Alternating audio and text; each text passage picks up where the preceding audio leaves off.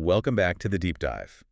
If you spent any time online lately, anywhere, you've definitely felt that pull, right? The whole side hustle thing. Oh, yeah, it's everywhere. Exactly. Maybe you're thinking about coaching on Upwork, or maybe monetizing some expertise on YouTube, sponsorships, that kind of thing. Or just launching a small consulting business on the side. Right. And that promise, the flexibility, the extra income, it's really, really seductive. It absolutely is. But, and this is a huge but, for millions of people here in the U.S. who are, managing their immigration status, that seduction, it can be a real trap. A trap. How so? Well, your ability to freelance or consult or start that side business, it isn't really defined by your great business plan or how hard you hustle. It's almost entirely defined by the specific letters on your visa. Okay, so the visa type dictates everything. Pretty much. And these rules are complex, super nuanced, and getting it wrong, the stakes couldn't be higher. You could jeopardize your entire immigration, future green card applications, visa extensions, even just being allowed back in the country. Wow. Okay, so our mission today is, well, it's vital. We're going to dive deep into the legal boundaries here in the U.S. for self-employment, for independent contracting. Yeah, we need to map out these paths because they're dramatically different. Sometimes they even seem contradictory depending on your status. So whether you're, say, an H1B holder working for a big tech company, or maybe someone navigating things without traditional work authorization, we need to figure out what's legal. What's maybe an acceptable risk, though? You need to be careful there, and what is just absolutely off-limits, lethal, like you said. Okay, let's unpack this. We have to start with the absolute foundation, the legal bedrock, right? Before we even talk visas, we need to understand the fundamental difference between an independent contractor, an IC, and an employee. Exactly, because that distinction, it governs, well, everything. Taxes, immigration compliance, the works. So how do they draw that line? It really boils down to something the IRS calls the control test. It's purely focused on who calls the shots. Control. Makes sense. Right. So if the client, the company paying you, only has the right to control the result of the work, the final product, let's say, but not how you do it or when you do it, then you're likely an independent contractor. Okay, just the outcome matters. Exactly. But if the business tells you where to work, gives you the specific tools, sets mandatory hours, controls the sequence of tasks, well, then you look a lot more like an employee. So, if a company makes me go through hours of training on their specific software and methods, that's a pretty big sign I'm an employee, not an IC, right? That's a huge red flag, yes. Yeah. That points towards behavioral control. We usually break down the control factors into three main areas just to make it clearer. Okay, what are they? First is that behavioral control you mentioned. How much instruction are they giving you? What kind of training? An IC typically uses their own methods, their own expertise. Got it. What's second? Second is financial control. And this one's often a really big indicator. Is the worker likely to have business expenses that aren't reimbursed? Do they have a significant investment in their own tools or facilities? Though that's not always required. Okay, so they're putting their own skin in the game financially. Precisely. And crucially, do they have the opportunity for profit and loss? Are they paid a flat fee for the project, or are they getting a regular guaranteed wage like an employee? That risk of loss is key. Right. So my example earlier, if I hire a programmer, pay them a flat $5,000 to build one specific app feature, they work from home on their own computer. Yeah. I only care about the final feature working. That feels like an IC. Absolutely. Textbook IC. You control the result, not the how. And that leads to the third area, the relationship type. How the engagement itself is structured. Exactly. Is it permanent, or is it for a specific project or period? An IC relationship is usually temporary or project-based. And critically, do they get employee-type benefits? Health insurance, vacation pay, pension plans? No, an IC wouldn't get any of that. Yeah, correct. So your programmer example fits perfectly. Own equipment, one-time project fee. Company only specifies the outcome, not the execution method. Clearly an IC. Okay, that distinction is super important because it sets up, well, a really surprising pathway we found in the sources. How individuals without traditional work authorization can actually earn income legally. Yes, this is crucial. Many people assume, no E-80 card, no work visa means no income is possible. But the IC route, it opens a specific legal door for certain groups, like undocumented individuals. How does that work legally? It hinges on a law from way back, the Immigration Reform and Control Act of 1986 IRCA. Now, IRCA is what mandates employers verify work authorization for employees using the form I-9. Right, the I-9, everyone who's been hired knows that form. Exactly. But here's the legal nugget. IRCA explicitly says that a client, whether it's a person or a company, is not required to get an I-9 or even ask about immigration status for an independent contractor, or for sporadic domestic workers like occasional babysitters. Wow. So the client doesn't have the legal obligation to verify status for an IC. Correct. That exemption is key. It makes the relationship possible, provided, and this is important, the client doesn't knowingly hire someone they know is unauthorized. But they don't have to ask in the first place for an IC. Okay, so the focus shifts away from immigration verification by the client and onto tax compliance by the individual worker. Precisely. Instead of an I-9, the independent contractor gives the client a W-9 form. That form provides their taxpayer identification number. A W-9, right. Then, if that client pays the IC $600 or more in a YIM, the client has to file a 1099 form with the IRS and send a copy to the contractor. The burden for paying taxes, self-employment tax, income tax, falls entirely on the IC. Okay, but wait. What taxpayer ID do they use on the W-9 if they don't have work authorization, which usually means no Social Security number? Good question. They can use an individual taxpayer identification number, an ITIN. The IRS issues ITINs specifically for tax reporting purposes to people who aren't eligible for an SSN. It's perfectly valid for filing and paying taxes as an IC. An ITN, okay, so that's the mechanism. Yes. And here's another fascinating wrinkle related to DACA. If someone had DACA, got a Social Security number through that, but then their DACA status terminates. Their work permit expires. Right. That Social Security number they received, it actually remains valid for tax filing and payment purposes related to independent contract work. Hold on, that's a huge point. The SSN itself isn't canceled just because the work permit part tied to it expired. Correct. The permission to use it for employment verification for the I-9 is gone, but the number itself still exists and can be used for tax compliance as an independent contractor, or even for starting their own business, neither of which inherently requires work authorization in the same way employment does. So they still have the tool they need to follow tax law, even if they can't be an employee anymore. Exactly. But again, there's that crucial restriction we mentioned. 8 U.S. Code 1224 AA4, an entity cannot knowingly engage an unauthorized individual as a contractor. Meaning, if a company employed someone under DACA, knew their work permit expired, they can't just turn around and say, okay, now we'll hire you as an independent contractor. That knowledge prevents it. Gotcha. But that person could potentially contract with a different client who doesn't have that prior knowledge. Potentially, yes. Following the IC rules and using their ITIN, or valid for tax SSN, it's a vital, though, complex pathway for one group. Okay, but now let's flip the script completely, because for another group, doing that exact same thing, working as an IC, could be, well, financial and immigration self-destruction. Let's talk about the H1B visa holder. Yes, the H1B, the most restricted group in this context. So you're here working legally for your sponsoring company on an H1B. Can you run that side hustle? Can you take on a little freelance project? The general answer almost always is a resounding no. Just flat out no. Pretty much. The H-1B visa is employer-specific. It's tied, by law, to that one company and the specific job described in the labor condition application, the LCA, that was filed for you. So any work for pay outside that sponsor is considered unauthorized employment. Full stop. Okay, I get the rule, but this bumps up against so many things people try to rationalize, right? We hear it all the time. Well, what if the client's in, say, Zurich, and they pay me in Swiss francs, and it's only 5 hours a month? Surely USCIS isn't tracking that. That is the #1 myth we have to bust right now. It's completely irrelevant where the client is located or what currency they use. Really? Location doesn't matter? Not for this.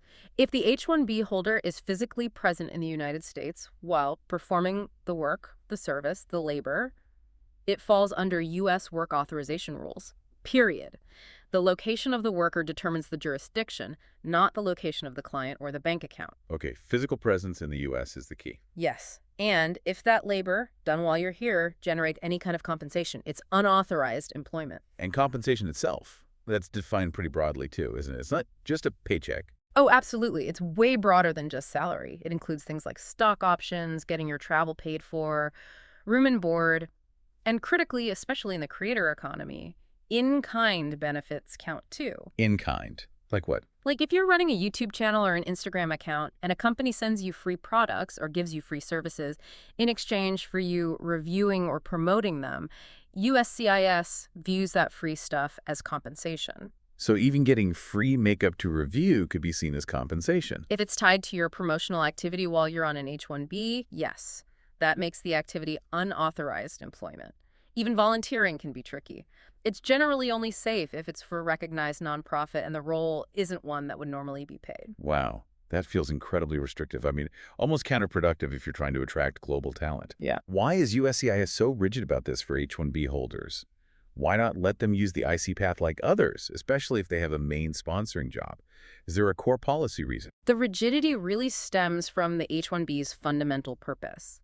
It was designed to allow U.S. employers to hire foreign workers for specific specialty occupations jobs requiring theoretical or technical expertise, often because there's a perceived shortage of qualified U.S. workers for that specific role. Okay, filling a specific need. Right. And a huge part of the program is ensuring wage protection, that the H-1B worker is paid the prevailing wage for that job in that location so it doesn't undercut U.S. workers. The wage requirement. Exactly. If you allow H-1B holders to easily freelance or contract on the side, it gets much harder to enforce those wage rules and to maintain the integrity of that specific employer-employee relationship that the visa is built on. The whole system is designed to be tightly tethered to that one petitioning company and that one specific job. Okay, that makes sense from a policy standpoint, even it's tough for the individual. And the consequences for breaching this rule, Yeah. you said they're high, especially if someone wants a green card down the line. Devastating is probably a better word. The immediate risk, of course, is falling out of status. Getting caught could mean your H-1B is revoked. But the really permanent danger lies in the Immigration and Nationality Act itself. How so? Unauthorized employment creates a permanent bar to adjusting status. That's the process of applying for a green card from within the U.S. under specific sections, INA 245C2 and C8. Permanent bar, meaning even one small gig years ago could kill a green card application later. Yes. When you apply for permanent residency, USCIS scrutinizes your entire history in the United States. They look at all your employment. If they find evidence of unauthorized work, even if it was minor, even if it was years ago, that can be grounds to deny the green card. That's terrifying. But how? How do they actually find out about these side gigs people think are secret? How does USCIS connect the dots if someone tries to fly under the radar? Well, people aren't as invisible as they think. There are a couple of main ways this comes to light. First, the IRS talks to USCIS. Yeah. Remember that 1099 form? If a client pays you $600 or more as an IC, they send one copy to you and one copy straight to the IRS. That form explicitly shows you received income as an independent contractor outside your H-1B sponsor. That's hard evidence. Okay, the tax trail is a major risk. What else? Your own filings with USCIS. When you apply for visa extensions or eventually a green card, they ask for things like resumes, sometimes employment verification letters, maybe even contracts. And increasingly, they are looking at publicly available information. Like social media. Absolutely. Think about it. People get excited about launching something new. Right. So if I post on LinkedIn, thrilled to announce I'm the founder and CEO of my awesome new startup while I'm still on my H-1B for Big Tech Corp. You might as well just print out that post and mail it directly to USCIS with a note saying, please deny my future applications. You're literally handing them proof you were engaged in activity likely considered unauthorized employment. The risk of exposure is just way too high. Okay, message received. Unauthorized freelancing on an H-1B is playing with fire. So what can an H-1B holder with that entrepreneurial itch actually do? What activities are permissible, and what are the legal workarounds to build something or earn extra income? Right, let's define the safe zone first. Safe activities are generally things that are non-compensated and preparatory in nature. Like what? Things like passive investments, buying stocks or bonds, that's fine. You can also generally take initial organizational steps for a future business. Such as? Developing a detailed business plan, researching the market, maybe even registering a company name or getting an employer identification number, EIN, for the entity. So you can create the empty shell of the company. Yes, but, and this is critical, you need to be very careful not to list yourself in an active, operational, or paid executive role, like CEO or CTO, at that stage if you're not authorized to work for that company yet. Setting up the structure is usually okay. Actively running it or drawing a salary from it is not. Okay, so preparing is fine, but actually doing the work that generates revenue or involves managing the business day to day, that crosses the line. Exactly. That leads us to the risky activities, things that almost certainly constitute unauthorized employment. This includes actively fundraising or pitching to investors, hiring people, even contractors or interns, starting manufacturing beyond maybe a single prototype, or, crucially, accepting any kind of revenue-generating deal. Any revenue. So even if I just sell like one digital print on Etsy for $10. If you created that print while in the U.S. on H1B status and you received revenue for it, technically you performed compensated labor outside your sponsor. That's unauthorized employment. The threshold is incredibly low. Selling templates, taking paid blog editing gigs, getting paid for a TikTok video, all risky. Man, that line is razor thin. Yeah. Okay, so if direct freelancing and most entrepreneurial activities are out, what's the most practical, immediate legal way for an H-1B holder to earn income from a second source? The best, cleanest, most direct route is concurrent H-1B employment. Concurrent H-1B. Yes. It's basically the golden ticket for this situation. Another legitimate U.S. company can decide they want to hire you, maybe part-time, for a specialty occupation role that qualifies for H-1B. They file a completely separate H-1B petition for you. A second H-1B petition. Exactly. It's not transferring your first H-1B, it's adding a second one that runs concurrently at the same time. Once that second petition is approved, you can legally work for both employers, your original sponsor and the new concurrent sponsor. As long as you maintain your status requirements for both jobs. Correct. It requires finding that second employer willing to sponsor, but it's the most compliant way to have two paying jobs while on H-1B. Okay, that's a solid option for some. What about folks looking for total freedom down the road? The ability to freelance or start their own thing without needing any sponsor? For that, you really need to aim for a status that grants that kind of autonomy.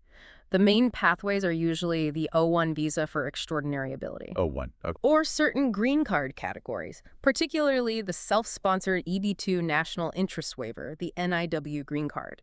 Because these aren't tied to a specific employer sponsor in the same way an H-1B is, they offer much more flexibility. And once you actually get permanent residency, the green card. Then you're golden.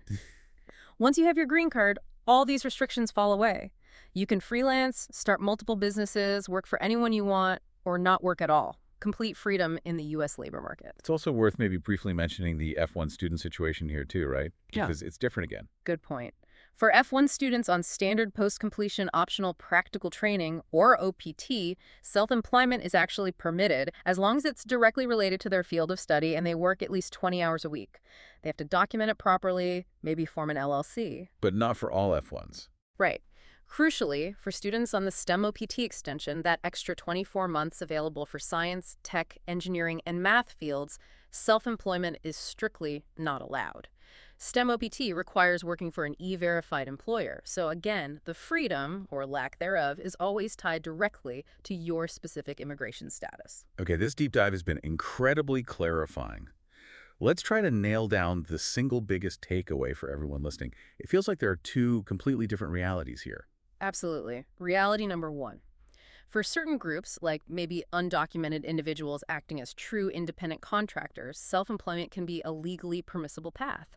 It hinges entirely on following the IC rules and complying with tax obligations using things like ITINs and W-9s, bypassing the I-9 verification requirement. Okay, Path AIC work is a possibility via tax compliance. Then reality number two. For an H-1B holder, doing that exact same IC work is usually an existential threat to their long-term status in the U.S. because the H-1B visa is fundamentally tied to that single sponsoring employer and specific job. Path BIC work is a major violation. Precisely. The risk versus reward is completely flipped, depending entirely on which status bucket you fall into. Which is why our strongest advice is always consult an experienced immigration attorney before you take any action that involves compensation outside your primary authorized employment.